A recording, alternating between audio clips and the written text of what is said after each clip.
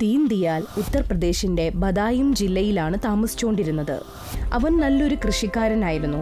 അവന്റെ അടുത്ത് 30 acre farm ഉണ്ടായിരുന്നു. അതിൽ ഗോതമ്പ്, അരി, ചോളം, പിന്നെ കുറെ തരം പച്ചക്കറികളും വളരുന്നുണ്ടായിരുന്നു. അവന്റെ വീട്ടിൽ അവന്റെ ഭാര്യ, 2 പിള്ളേര്, ഒരു വയസ്സായ അച്ഛനും ഉണ്ടായിരുന്നു. കുട്ടികളെ, മരുമോൾ എവിടെയാ? ഹരിദാസിന്റെ വീട്ടിൽ നിന്ന് ബഹന്തിപ്പൂരിലുള്ള ഹനുമാൻജിയുടെ പ്രസാദം കൊണ്ടുവന്നിട്ടുണ്ട്.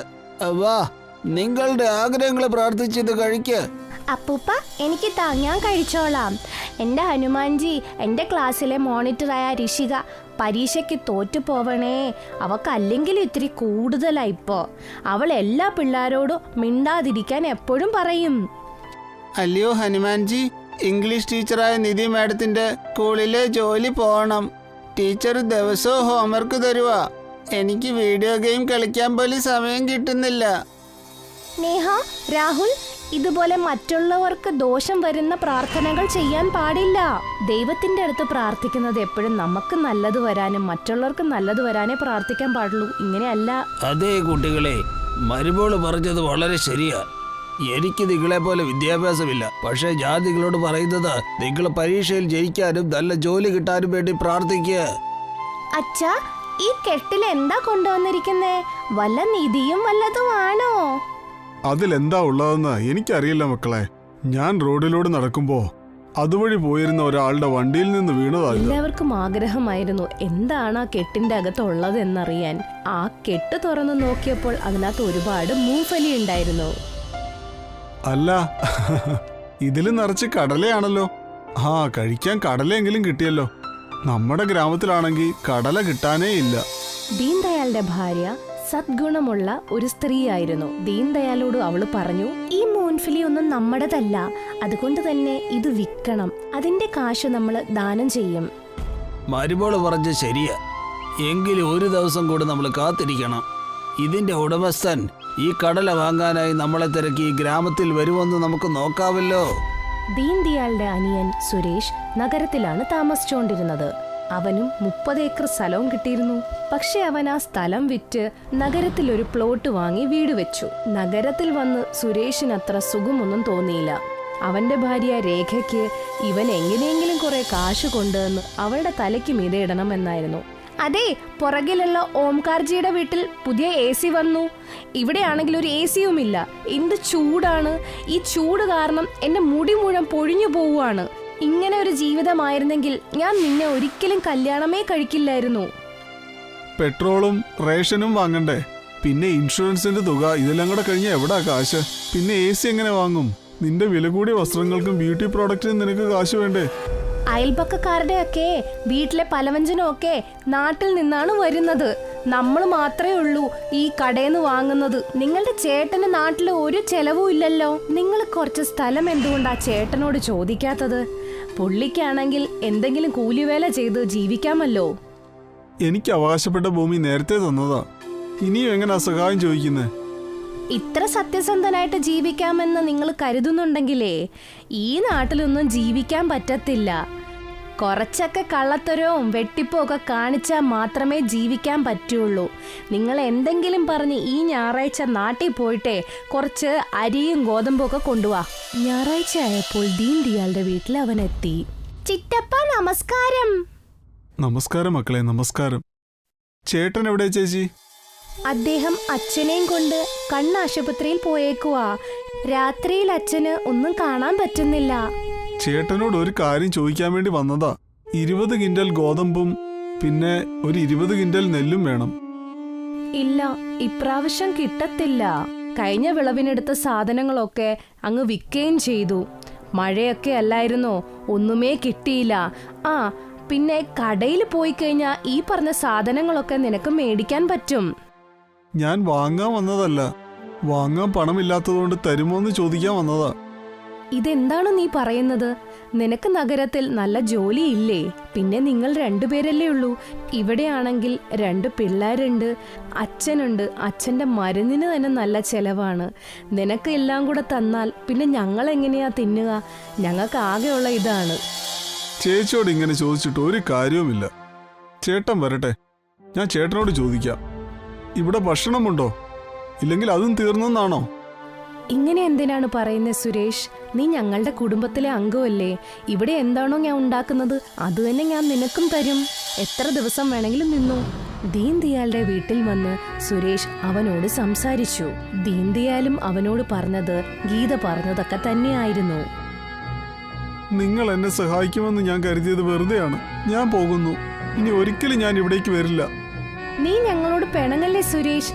ഞങ്ങളുടെ അവസ്ഥയൊന്ന് മനസ്സിലാക്ക്. അടുത്ത മാസം ഞങ്ങൾ വൈഷ്ണോദേവിനെ സന്ദർശിക്കാൻ പോകുന്നുണ്ട്. നീയും രേഖയും വരുന്നുണ്ടെങ്കിൽ ഫോൺ വിളിച്ചു പറയണം. എല്ലാവർക്കും കൂടെ ഒരുമിച്ച് പോയാൽ നല്ലതാണ്. ഇല്ല, ഇനി ഈ കുടുംബമായിട്ട് എനിക്ക് ഒരു ബന്ധവുമില്ല.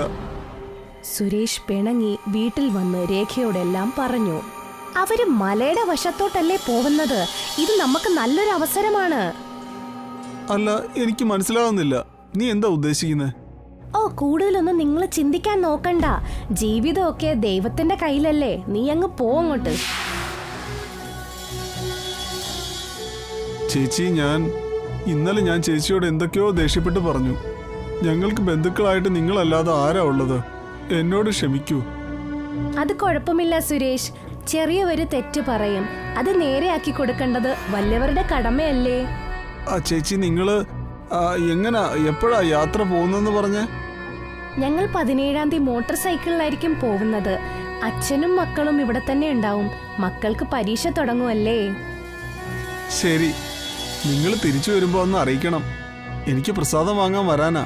കുറച്ചു ദിവസം കഴിഞ്ഞപ്പോൾ വൈഷ്ണോദേവി തൊഴാൻ ദീൻ ദയാലും ഗീതയും മോട്ടോർ സൈക്കിളിൽ പോയി. ഒരു മലയിലെത്തിയപ്പോൾ ഒരു ജീപ്പ് അവരെ പിന്തുടരാൻ തുടങ്ങി. ജീപ്പ് അവരുടെ വണ്ടിയിൽ മുട്ടിയതും ദീൻ ദയാലിന്റെ വണ്ടി നേരെ ഒരു കൊക്കയിൽ വീണു. അടുത്ത ദിവസം സുരേഷ് ദീൻ ദയാലിന്റെ വീട്ടിലെത്തി. ചിറ്റപ്പ, അച്ഛനും അമ്മയും വീട്ടിലില്ല. വൈഷ്ണോദേവിയെ തൊഴാൻ പോയേക്കുവാ. ചിറ്റപ്പൻ എന്തിനാ വന്നേ? ഞാനിപ്പോ വന്നത് ഒരു കാര്യം പറയാനാ. നിങ്ങളുടെ അച്ഛനും അമ്മയും ഇനി വരില്ല ഇങ്ങോട്ട്. എന്താ സുരേഷേ, ഇങ്ങനൊക്കെയാണോ കുട്ടികളോട് നീ പറയുന്നേ? അല്ല, ഇന്ന് പത്രത്തിലുണ്ടായിരുന്നു ഒരു ജീപ്പും മോട്ടോർ സൈക്കിളും തമ്മിൽ കൂട്ടിയിടിച്ചു. അതിൽ ബൈക്ക് പെട്ടെന്ന് കൊക്കയിലേക്ക് വീണെന്ന്. പിന്നെ മറ്റൊരു കാര്യം കൂടെയുണ്ട്. ചേട്ടനെ ഫോൺ വിളിച്ചിട്ട് കിട്ടാനില്ല. കുറെ ദിവസം രാംദാസ് ദീൻ ദയാലിനെയും ഗീതേനെയും കാത്തിരുന്നു. പക്ഷെ അവര് തിരിച്ചു വന്നില്ല. ഇനിയും കാത്തിരിക്കുന്നത് വെറുതെയാണ് അച്ഛാ. ഇനിയിപ്പോ കൃഷിയൊക്കെ ഞാൻ തന്നെ നോക്കിക്കോളാം. പിന്നെ കുട്ടികളുടെ കാര്യവും നടക്കണ്ടേ? അതെ അതെ, ശരിയാ മോനെ, നീ തന്നെ നോക്ക്. ഒരു ദിവസം രാത്രി സുരേഷ് അച്ഛന് ചുമയുടെ മരുന്നെന്ന് പറഞ്ഞ് മയക്കാനുള്ള മരുന്ന് കൊടുത്തു. രാംദാസ് മയങ്ങിപ്പോയപ്പോൾ സുരേഷ് ഈ ഭൂമിയുടെ പത്രത്തിൽ രാംദാസിന്റെ കൈയൊപ്പ് ഇട്ടു. അവന്റെ ഈ കൂർമ്മ ബുദ്ധി കൊണ്ട് അവൻ ആ ഭൂമി അവന്റെ പേരിലാക്കി. എന്നിട്ടവൻ തിരിച്ചു പോവുകയും ചെയ്തു. ഒരു ദിവസം നേഹയും രാഹുലും അവരുടെ പറമ്പിൽ കളിക്കാൻ പോയി. ഒരു വ്യക്തി അവരെ അവിടെ നിന്ന് ഓടിച്ചു. അല്ല, നിങ്ങളെന്താ ഇവിടെ? പോകൂ. ഈ പറമ്പ് ഞങ്ങളുടെയാ. നേരത്തെ നിങ്ങളുടെ ആയിരുന്നു. പിന്നെ നിങ്ങളുടെ അച്ഛൻ്റെ അനിയൻ്റെ കയ്യിൽ നിന്ന് ഞാൻ വാങ്ങി. നേഹയും രാഹുലും വീട്ടിൽ ചെന്ന് രാംദാസിനോട് എല്ലാം പറഞ്ഞു. രാംദാസ് നാട്ടിലുള്ളൊരു വ്യക്തിയുടെ ഫോൺ എടുത്ത് സുരേഷിനെ വിളിച്ചു. ഫോൺ എടുത്തത് സുരേഷിന്റെ ഭാര്യ രേഖയായിരുന്നു. അല്ല മോളെ, സുരേഷ് അവിടെ ഇല്ലേ? അവൻ എപ്പോഴാ കൃഷിസ്ഥലം വിറ്റത്? അതെ, ഞങ്ങൾ ആ പറമ്പങ്ങ് വിറ്റു. ഇനി എപ്പോഴും വിളിച്ച് ഞങ്ങളെ ശല്യപ്പെടുത്തരുത്. കുറച്ചു നാള് കഴിയുമ്പോൾ പിള്ളേരൊക്കെ വലുതാവൂലേ, അവർക്കുള്ളതൊക്കെ ഉണ്ടാക്കിക്കോളും. പിന്നെ ഞങ്ങള് വീടൊക്കെ മാറി. ഇനി ഇങ്ങോട്ടും വരാൻ നിക്കണ്ട നിങ്ങള്. പാവം വയസ്സനായ രാംദാസ് ചിന്തയിലായി. എങ്ങനെ ഇനി ഈ 2 പിള്ളേരെ വളർത്തി വലുതാക്കുമെന്ന്. എനിക്ക് തോന്നുന്നു ഞാൻ ഇനി ജോലിക്ക് പോകണമെന്ന്. അല്ലെങ്കിൽ പിന്നെ എങ്ങനാ മുന്നോട്ട് ഇനി ജീവിക്കുക? വയസ്സന് എന്ത് ജോലി ചെയ്യണമെന്ന് ഒരു എത്തും പിടിയില്ലായിരുന്നു. അവൻ മൂഫലിയുടെ കെട്ടങ്ങെടുത്തു. ഇത് ദീൻ ദയാലിന് കുറച്ചു ദിവസങ്ങൾക്ക് മുമ്പ് കിട്ടിയതാണ്. എന്നിട്ട് ഈ മൂഫലി തന്നെ വിൽക്കാനായിട്ട് നഗരത്തിൽ വന്നു. പച്ചക്കടല വേണോ? പച്ചക്കടല വേണോ? നല്ല ആദായ വിലയ്ക്ക് പച്ചക്കടല വേണോ? പച്ചക്കടല. അല്ല ചേട്ടാ, കടലയ്ക്ക് കിലോയ്ക്ക് എത്ര? ഈ പച്ചക്കടലയ്ക്ക് കിലോയ്ക്ക് 100 രൂപ. ആ വ്യക്തിയും മൂഫലി കഴിച്ചു നോക്കി. അവനത് ഒരുപാട് ഇഷ്ടമായി. അവൻ അവന്റെ കയ്യിലുണ്ടായിരുന്ന എല്ലാ മൂഫലിയും അങ്ങ് വാങ്ങി. എന്നിട്ട് രാംദാസിന് 1000 രൂപ കൊടുക്കുകയും ചെയ്തു. 300 രൂപ മാറ്റിവെച്ചിട്ട് 700 രൂപയ്ക്കുള്ള പച്ചക്കടല വീണ്ടും എടുക്കണം. ഈ രീതിയിൽ വേണം പണം ഉണ്ടാക്കേണ്ടത്. വീട്ടിലേക്ക് തിരിച്ചു വരാൻ രാത്രിയായിരുന്നു. രാംദാസിന് രാത്രിയാണെങ്കിൽ കണ്ണത്ര കാണില്ലായിരുന്നു. തിരിച്ചു വരുന്ന വഴിക്ക് ഒരു കമ്പിൽ തട്ടി അവൻ താഴെ വീണു. ഒരു വ്യക്തി വന്ന് രാംദാസിനെ എഴുന്നേൽപ്പിച്ചു. പക്ഷേ പോക്കറ്റിലുണ്ടായിരുന്ന കാശ് മുഴുവൻ അടിച്ചു മാറ്റിയെടുത്തു. പതിയെ സൂക്ഷിച്ചു തുടങ്ങണ്ടേ മുത്തശ്ശ? വളരെ ഉപകാരം മോനെ. രാത്രിയായി കഴിഞ്ഞാൽ പിന്നെ എനിക്ക് കാഴ്ചയ്ക്ക് കുറച്ച് കുറവുണ്ട്. അതാ പെട്ടെന്ന് തട്ടി വീണത്. കുറച്ചങ്ങ് നടന്നു കഴിഞ്ഞപ്പോൾ രാംദാസ് പോക്കറ്റിൽ കൈയിട്ടു. അയ്യോ, എന്റെ കയ്യിലുണ്ടായിരുന്ന കാശ് എവിടെ പോയി? ഒരു ചായ കുടിക്കാനുള്ള കാശ് പോലും ഇല്ലല്ലോ. അയ്യോ, ഇനി കുട്ടികളെ വിശന്ന് കരയുന്നത് കാണേണ്ടി വരുമല്ലോ. അപ്പോഴവിടെ ഒരു താന്ത്രി വന്നു. എന്തു പറ്റി സഹോദര? കരയുന്നത് എന്തിനാ? രാംദാസ് ആ മനുഷ്യനോടെല്ലാം പറഞ്ഞു. പുള്ളിയുടെ സഞ്ചിയിൽ നിന്നും ഒരു കുഞ്ഞു കെട്ടെടുത്ത് രാംദാസിന് കൊടുത്തിട്ട് പറഞ്ഞു, ഇതിൽ കുറച്ച് വിത്തുകളുണ്ട്, ഇതെടുത്തോളൂ. ഇതിൽ നിന്ന് സ്വർണ്ണരൂപത്തിലുള്ള കടലയുണ്ടാകും. പക്ഷേ എനിക്ക് കൃഷി സ്ഥലങ്ങളൊന്നും ഇല്ലല്ലോ. നിങ്ങളുടെ ഗ്രാമത്തിലൊരു നദിയില്ലേ? അതിനോട് ചേർന്ന് കിടക്കുന്ന തരിശുഭൂമി നിങ്ങളുടെ വീട് പണയപ്പെടുത്തി കുറച്ച് വാങ്ങിക്കുക. അവിടെ ഈ വിത്തുകൾ വിതയ്ക്കുക. രാംദാസ് ആ തന്ത്രി പറഞ്ഞ കാര്യങ്ങൾ തന്നെ ചെയ്തു. 7 ദിവസം കഴിഞ്ഞപ്പോൾ അവന്റെ പറമ്പിൽ സ്വർണ്ണ മൂംഫലി വളർന്നു വന്നു. ഈ മൂംഫലി വിറ്റ് അവൻ പണയത്തിന് വെച്ചിരുന്ന വീടും തിരിച്ചെടുത്തു. മുത്തശ്ശ, നമുക്ക് ഇഷ്ടം പോലെ കാശില്ലേ ഇപ്പോ?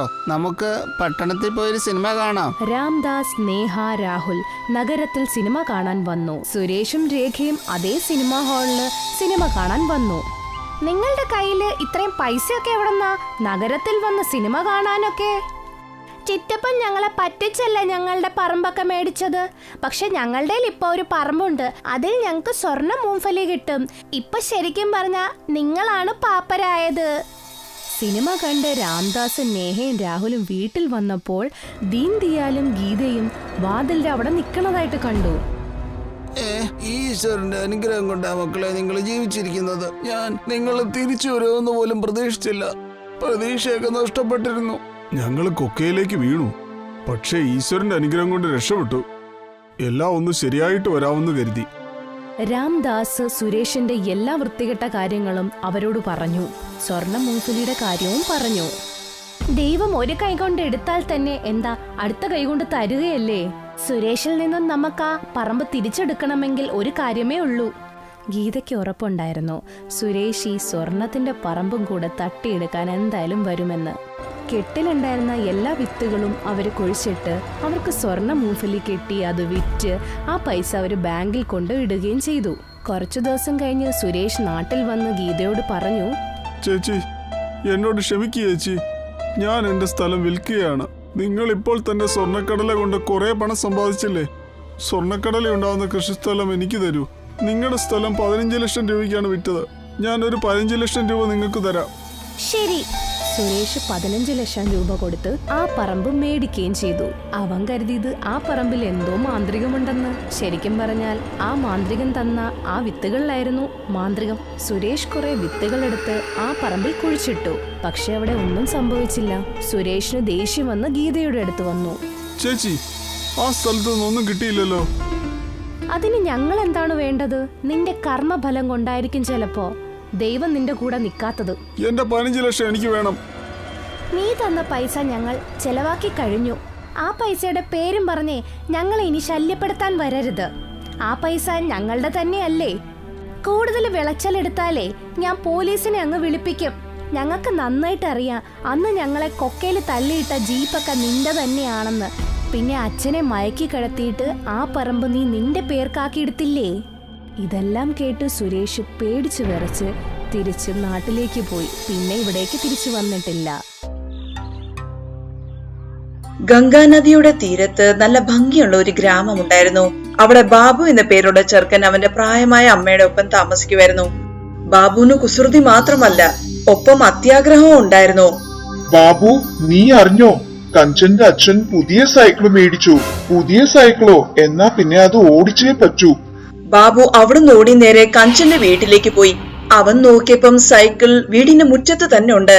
എന്നിട്ട് കഞ്ചൻ നിലത്തിരുന്ന് പച്ചക്കറികൾ മുറിക്കുന്നുണ്ടായിരുന്നു.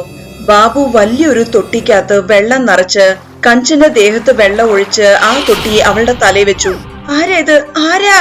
ആരാന്ന് ചോദിച്ചത് കേട്ടില്ലേ? ആരാ ഇത്? കഞ്ചൻ ഒരുപാട് പ്രയാസപ്പെട്ടാണ് തൊട്ടി തലേന്ന് ഊരിയത്. അവള് നോക്കിയപ്പം അവിടെ ഒന്നും സൈക്കിള് കാണുന്നില്ല. അല്ല, സൈക്കിള് കാണുന്നില്ലല്ലോ. അച്ഛനൊന്ന് പുറത്തു വാ, സൈക്കിൾ ആരാണ്ട് മോഷ്ടിച്ചു.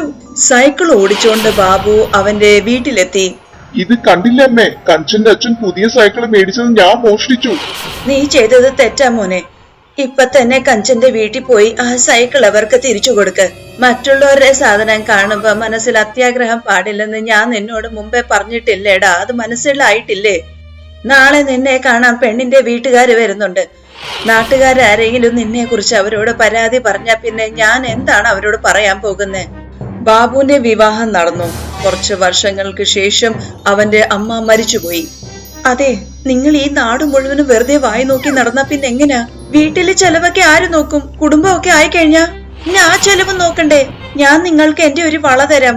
അതിന് നിങ്ങൾ വിറ്റ് ഒന്നും കിട്ടിയില്ലെങ്കിൽ കപ്പലണ്ടിയെങ്കിലും വാങ്ങീര്, എന്നിട്ട് അതിന് വിറ്റാ മതി. വീടിന്റെയും കുടുംബത്തിന്റെയും ഉത്തരവാദിത്വം വരുമ്പം എത്രയ്ക്ക് മോശപ്പെട്ട ആളായാലും മാറും എന്നാ പറയുന്നേ. ഭാര്യ നിർബന്ധിച്ചപ്പോ ബാബുവിന് ജോലിക്ക് പോകേണ്ടി വന്നു. അവൻ കുറച്ച് കപ്പലണ്ടി വാങ്ങി ഓരോ തെരുവിലും കേറി ഇറങ്ങി അത് വിൽക്കാൻ തുടങ്ങി. കപ്പലണ്ടി ഉണ്ടേ, നല്ല ചൂട് കപ്പലണ്ടി. കപ്പലണ്ടി ഉണ്ടേ, നല്ല ചൂടുള്ള കപ്പലണ്ടി. 10 രൂപയ്ക്ക് 100 ഗ്രാം. ഗ്രാമത്തിൽ കപ്പലണ്ടി വിൽക്കാൻ ആരും വരാറില്ലായിരുന്നു. അതുകൊണ്ട് കുറച്ചു ദിവസങ്ങൾ കഴിഞ്ഞ് ബാബുവിന്റെ കപ്പലണ്ടി വിൽപ്പന നന്നായിട്ട് മെച്ചപ്പെട്ടു. സുനേന, ഇന്ന് ഞാൻ നിനക്ക് വേണ്ടി വള മേടിച്ചിട്ടുണ്ട്. നല്ല ഭംഗിയുണ്ടല്ലേ? നല്ല ഭംഗിയുണ്ട് കാണാൻ. പക്ഷെ നിങ്ങൾ എന്തിനാ വെറുതെ പണം ചെലവാക്കിയേ? കുറച്ചു പണമൊക്കെ നമ്മുടെ ഭാവിക്ക് വേണ്ടി നിങ്ങൾ മാറ്റിവെക്കണ്ടേ? കുറച്ചു ദിവസം കഴിഞ്ഞ് ഗ്രാമത്തില് പയറ് വിൽക്കാൻ ഒരാൾ വന്നു. പക്ഷെ ബാബുവിന്റെ കപ്പലണ്ടി വിൽപ്പനയ്ക്ക് അതൊരു പ്രശ്നമല്ലായിരുന്നു. പക്ഷെ ബാബു പയറ് വിൽക്കുന്ന ആളുടെ അരികില് ആൾക്കൂട്ടം നിൽക്കുന്ന കാണുമ്പോ അയാൾക്ക് ഒരുപാട് അസൂയ തോന്നുമായിരുന്നു. ഞാൻ ഇവിടെ കപ്പലണ്ടി വിൽക്കാൻ തുടങ്ങിയപ്പം മറ്റു ചില പേർ സാധനങ്ങൾ വിൽക്കാൻ ഇവിടെ വന്നു. ഇപ്പൊ കടല വിൽക്കാനും ആൾക്കാരെത്തി. സാധനങ്ങൾ വിൽക്കാൻ ഇവിടെ ഒരാളുടെ പേര് മാത്രമേ എല്ലാരും അറിയാൻ പാടുള്ളൂ. കപ്പലണ്ടി വിൽക്കുന്ന ബാബു. എല്ലാവരുടെയും കയ്യിലിരിക്കുന്ന പണം കപ്പലണ്ടി വിൽക്കുന്ന ബാബുവിന്റെ കയ്യിൽ തന്നെ വരണം. ഒരു ദിവസം പയറ് വിൽക്കുന്ന ആള് കൊട്ട താഴെ വെച്ചിട്ട് മൂത്രം ഒഴിക്കാൻ പോയി. ബാബു അവന്റെ കൊട്ടയിലുള്ള കുറച്ച് കപ്പലണ്ടി എടുത്ത് അവന്റെ കൊട്ടയിലെടുത്തു വെച്ചു. പയറ് വിൽക്കുന്ന ആള് തിരിച്ചവിടെ എത്തിയപ്പോ ബാബു നിലവിളിക്കാൻ തുടങ്ങി. എല്ലാവരും ഓടിവായോ നാട്ടുകാരെ, കള്ളൻ കള്ളൻ. നാട്ടുകാരെ, കടലിൽ വിൽക്കുന്ന ആള് കള്ളനാണ്. എന്റെ അടുത്തുള്ള കപ്പലണ്ടി മോഷ്ടിച്ച് അയാളെ പയറിന്റെ കൂടെ വെച്ചു. കണ്ടില്ലേ? ഇന്ന് അയാൾ എന്റെ കപ്പലണ്ടി മോഷ്ടിച്ചു. നാളെ അയാൾ നിങ്ങളുടെ വീട്ടിൽ കയറി എന്തെങ്കിലും മോഷ്ടിക്കില്ലേ? തല്ല അയാളെ. ബാബു പറഞ്ഞ നുണയെല്ലാം ആൾക്കാര് വിശ്വസിച്ചു. എന്നിട്ട് പയർ വിൽക്കുന്ന ആളെ ഒരുപാട് തല്ലി. മര്യാദയ്ക്ക് ഗ്രാമത്തിൽ നിന്ന് പോയിക്കോണം. ഇനി ഒരിക്കലും നീ ഇവിടെ കാലുകുത്താൻ പാടില്ല. പയർ വിൽക്കുന്ന ആളെ ഗ്രാമത്തിൽ നിന്ന് പുറത്താക്കിയപ്പോ ബാബുവിന് സന്തോഷം തോന്നി. എന്റെ ബുദ്ധി ശരിക്കും അപാരം തന്നെ. എത്ര ബുദ്ധിപൂർവമാണ് ആ കടല വിൽക്കുന്ന ആളെ ഞാൻ ഇവിടുന്ന് പറഞ്ഞു വിട്ടത്. മനുഷ്യന്റെ കയ്യില് ഒരുപാട് പണം വരുമ്പം അയാളുടെ ചെലവും അതുപോലെ തന്നെ ഇരിക്കും. ഒരു ദിവസം ബാബു അവന്റെ ഭാര്യയോട് പറഞ്ഞു, സുനേന, നിനക്കറിയാവുന്നതല്ലേ, നമ്മുടെ അടുത്തുള്ള മീന ബസാറില് നല്ല ഭംഗിയുള്ള തുണികളുണ്ട്. വാ, നമുക്ക് തുണി മേടിക്കാൻ ഇന്ന് അങ്ങോട്ട് പോകാം. ബാബു അവന്റെ ഭാര്യയോടൊപ്പം തുണി മേടിച്ച് തിരിച്ചു വരുമ്പോ വഴി വെച്ച് ബാബുവിന്റെ ഭാര്യയുടെ കാലയിൽ ഒരു പാമ്പ് കടിച്ച് ഓടിപ്പോയി. കുറച്ചു നേരത്തിന് ശേഷം ബാബുവിന്റെ ഭാര്യയില് വിഷത്തിന്റെ പ്രഭാവം കാണാൻ തുടങ്ങി. അയ്യോ, ആരെങ്കിലും എന്റെ ഭാര്യയെ രക്ഷിക്ക്. എന്റെ ഭാര്യയുടെ കാലിൽ ഒരു പാമ്പ് കടിച്ചു. ആരെങ്കിലും ഓടി വന്ന് എന്നെ ഒന്ന് സഹായിക്ക്. അപ്പോഴാണ് അവിടെ ഒരാൾ എത്തുന്നത്. പാമ്പ് കടിച്ച അതിനുള്ള ചികിത്സ അറിയുന്ന ആളായിരുന്നു അയാൾ. ആ മനുഷ്യൻ ബാബുവിന്റെ ഭാര്യയ്ക്ക് ഒരു പച്ചമരുന്ന് കൊടുത്തു. സഹായിച്ച മനുഷ്യൻ ആരാന്ന് ബാബു തിരിഞ്ഞു നോക്കിയപ്പോ അവൻ ഇത് വിശ്വസിക്കാൻ കഴിഞ്ഞില്ല. ഇതാ പയർ വിൽക്കുന്ന ആളായിരുന്നു. ഇയാളെയാണ് ബാബു കുറച്ചു ദിവസം മുമ്പ് നാട്ടുകാരെല്ലാം ചേർന്ന് തല്ലി പുറത്താക്കിയത്. ബാബു അയാളുടെ കാല് പിടിച്ചു. നിങ്ങൾ എന്നോട് ക്ഷമിക്കണം. ഞാൻ നിങ്ങളോട് ചെയ്തത് വലിയൊരു തെറ്റാണ്. എന്നിട്ടും നിങ്ങൾ എന്റെ ഭാര്യയെ രക്ഷിച്ചു. നിങ്ങൾ എനിക്ക് ചെയ്ത വലിയൊരു ഉപകാരമാണ്. അതുകൊണ്ട് നിങ്ങൾ എന്നെ എങ്ങനെ വേണമെങ്കിലും ശിക്ഷിക്കാം. നിങ്ങൾ എന്നോട് ചെയ്തത് ഞാൻ എപ്പോഴേ മറന്നു. നിങ്ങൾ ചെയ്ത തെറ്റിന് നിങ്ങൾക്ക് തന്നെ ശിക്ഷ കിട്ടി. നിങ്ങൾ എന്നോട് ചെയ്ത തെറ്റ് വേറെ ഒരാളുടെ അടുത്ത് ചെയ്യല്ലേ. നിങ്ങൾ അത് ചെയ്താൽ മാത്രം മതി. അയാളുടെ മനസ്സിലെ ദയ കണ്ടപ്പം ബാബു ചെയ്ത തെറ്റിന് അവന് പശ്ചാത്താപം തോന്നി. ബാബു അന്ന് തീരുമാനമെടുത്തു ഇനി ജീവിതത്തിൽ ഒരിക്കലും മനസ്സിൽ അത്യാഗ്രഹവും അസൂയയും വയ്ക്കില്ലെന്ന്.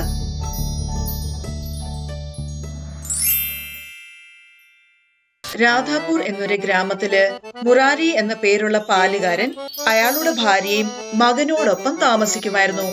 തൊട്ടടുത്ത് തന്നെ മുറാരിയുടെ ഏട്ടനും ഏട്ടത്തിയുടെ വീടുണ്ടായിരുന്നു.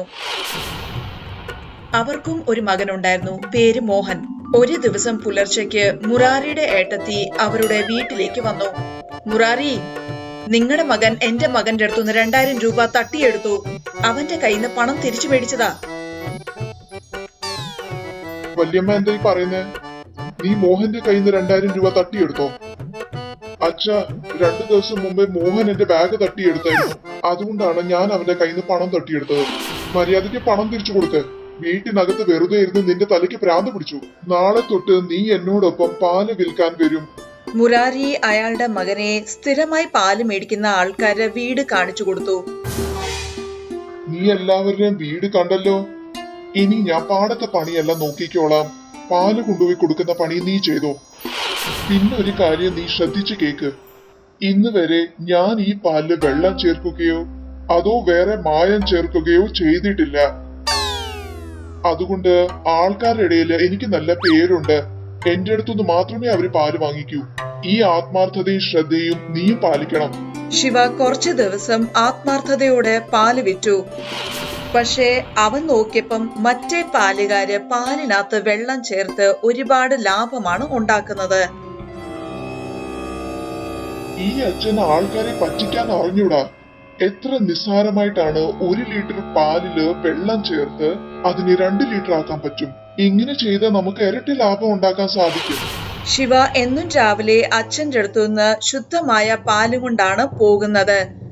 പക്ഷേ വഴി വെച്ച് ആ പാലിൽ അവന് വെള്ളം ചേർക്കും. ശിവയുടെ വല്യമ്മയുടെ മകൻ മോഹൻ ചന്തയെന്ന് ഒരു ദിവസം തിരിച്ചു വരുമ്പോൾ ശിവ വിൽക്കാനുള്ള പാലിനകത്ത് വെള്ളം ഒഴിക്കുന്നതാണ് കണ്ടത്. അവൻ പെട്ടെന്ന് ശിവ പാലിനകത്ത് വെള്ളം ഒഴിക്കുന്ന വീഡിയോ എടുത്തു. എന്നിട്ട് ശിവയെ ബ്ലാക്ക്മെയിൽ ചെയ്യാൻ തുടങ്ങി. നീ പാലിനകത്ത് വെള്ളം ചേർക്കുന്നതിന്റെ വീഡിയോ ഞാൻ എടുത്തു. ഇനി നീ മര്യാദയ്ക്ക് എനിക്ക് എല്ലാ മാസവും 2000 രൂപ തരണം.